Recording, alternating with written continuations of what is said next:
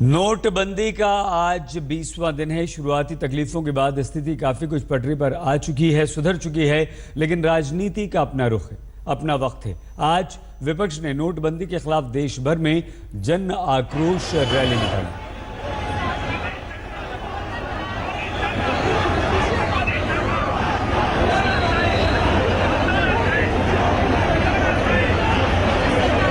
इस दौरान रैली निकाले गए, प्रदर्शन किए गए, नारेबाजी की गई, जिसमें कांग्रेस उपाध्यक्ष राहुल गांधी से लेकर टीएमसी प्रमुख ममता बनर्जी तक सड़क पर उतरे।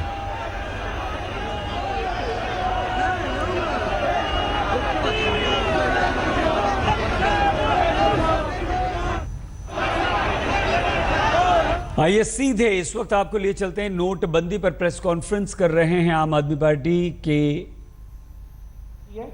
और पूरे देश को इतनी तकलीफ हो चुकी है, लोगों के धंधे बंद हो गए। दूसरा, कह रहे थे आगे काला धन कम होएगा। नोटबंदी के बाद से काले धन का जनरेशन भी देश के अंदर 10 गुना बढ़ गया है।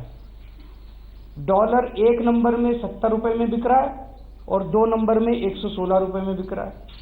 सोना 1 नंबर में 30,000 तोला मिल रहा है और 2 नंबर में 56,000 रुपये तोला मिल रहा है।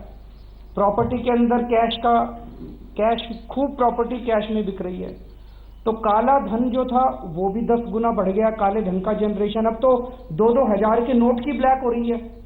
तो काला धन कम होना था वो और बढ़ गया। कह रहे थे नकली नोट कम हो जाएंगे, नकली नोट भी कम नहीं हुए।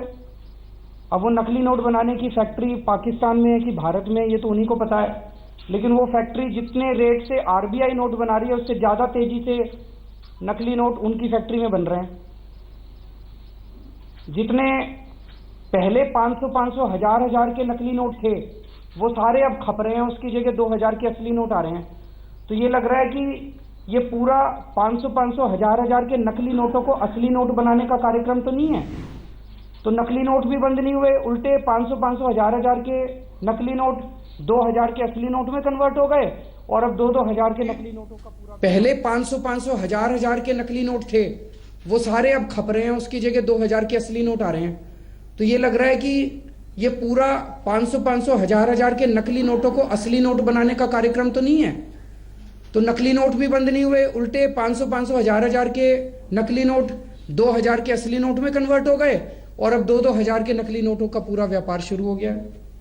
कह रहे थे आतंकवाद की फंडिंग बंद होएगी, उसके भी कितने सारे अभी सबूत मिले हैं कि आतंकवादियों, जनता के पास तो एटीएम में कैश नहीं मिल रहा, लेकिन आतंकवादियों के पास 2-2 हजार के नोट पहुंच गए। पता नहीं कौन पहुंचा रहा है सरकार में से जो 2-2 हजार के नोट आतंकवादियों के पास पहुंच गए। तो ये पूरी की पूरी स्कीम प्रधानमंत्री जी की पूरी तरह से फ्लॉप हो चुकी है, पूरी तरह से फेल हो चुकी है। उनका जिद, उनका अहंकार और उनके स्वार्थ की वजह से उन्होंने पूरे देश को तकलीफ में डाल रखा है। और पिछले 20 दिन के अंदर देश कम से कम 10 साल पीछे चला गया है, जितना नुकसान इकोनॉमी को हुआ है। अब यह भी साफ हो रहा है कि इन्होंने अपने सारे पैसे और अपने दोस्तों के पैसे ठिकाने लगा दिए थे।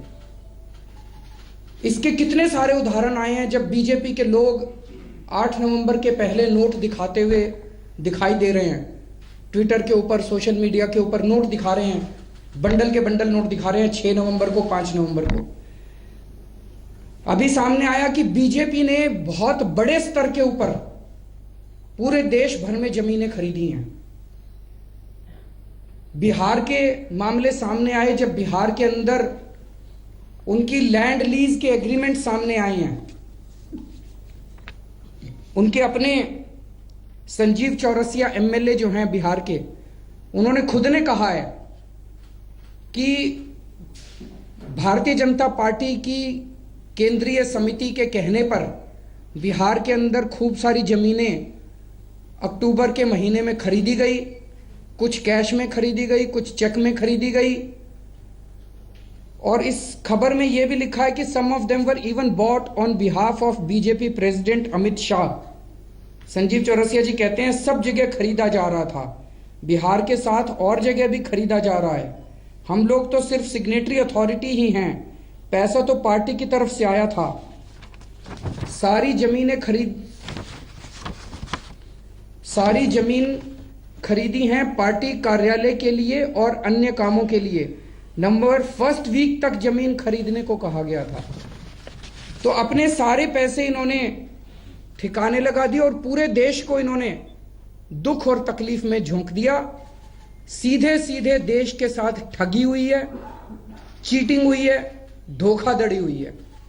इसके लिए जो भी केंद्र सरकार में जिम्मेदार है उसके ऊपर ठगी का, चीटिंग का और धोखाधड़ी का मुकदमा चलना चाहिए कि अपने लोगों का पैसा, अपने दोस्तों का पैसा, अरबपतियों का पैसा, काले धन वालों का पैसा, बीजेपी ने अपना पैसा ठिकाने लगा लिया और सारे देश को इन्होंने मुसीबत में धकेल दिया। अब हम ये पूछना चाहते हैं कि वो कौन सी तारीख है जब से लोग अपना खुले आम पैसा, जितना पैसा वो चाहें, अपना पैसा बैंक से निकलवा सकेंगे? क्या 1 जनवरी के बाद लोग अपना पैसा बैंक से निकलवा सकेंगे? लगता नहीं है, इनके पास करेंसी नहीं है। सरकार ये बताए। सरकार ने पहले कहा था कि 24 नवंबर तक के लिए हम 4,500 रुपये, 4,000 रुपये कर रहे हैं, उसके बाद से इसको बढ़ाएंगे। उसके बाद से तो बंद ही कर दिया इन्होंने एक्सचेंज। अब ये सरकार बताए कि वो कौन सी तारीख है जिसके बाद ये 24,000 रुपये की लिमिट और ये सब बंद कर दी जाएगी। और मान लीजिए आप 2 लाख रुपए आपका बैंक में पड़ा, आप 2 लाख रुपए निकलवाना चाहते हो तो निकलवा सकते हो। वो कौन सी तारीख है जब आप अपनी मर्जी से पैसा निकलवा पाएंगे? सरकार ये क्लियर करे ताकि लोगों को भी ये पता चले भाई नॉर्मल जिंदगी कब से शुरू होएगी। बड़े दुख के साथ कहना पड़ रहा है, सरकार ने एफडी के रेट ऑफ इंटरेस्ट बहुत ड्रास्टिक कट उन्होंने एफडी के रेट ऑफ इंटरेस्ट पे किया है। अलग अलग स्लैब्स में अलग अलग कट है। इससे मिडिल क्लास को और सीनियर सिटीजन्स को, जितने रिटायर्ड लोग होते हैं वो सारा पैसा अपना अमूमन एफडी के अंदर डालते हैं, उनको बहुत तकलीफ होगी एफडी के अंदर अगर इस तरह से इतना भारी कट किया गया है। और इसकी हम सख्त निंदा करते हैं और इसको भी वापस लिया जाए। और लास्ट में प्रधानमंत्री जी जो संसद से मुंह छुपा रहे हैं, तो वो सबको यही लग रहा है कि संसद में आएंगे तो वो सहारा और बिड़ला की डायरियों की चर्चा होगी और शायद प्रधानमंत्री जी को डर लग रहा है कि वो उसको फेस नहीं कर पाएंगे। तो अगर प्रधानमंत्री जी को लगता है वो निर्दोष हैं, उन्होंने रिश्वत नहीं ली सहारा से और बिड़ला से, तो उनको डरने की क्या जरूरत है? आए संसद के अंदर, फेस करें संसद को। लोगों ने चुन के उनको संसद में जाके बैठने के लिए जमकर निशाना साधा प्रधानमंत्री नरेंद्र मोदी पर केजरीवाल ने और नोटबंदी को फ्लॉप बताया है। देखते रहिए आज तक।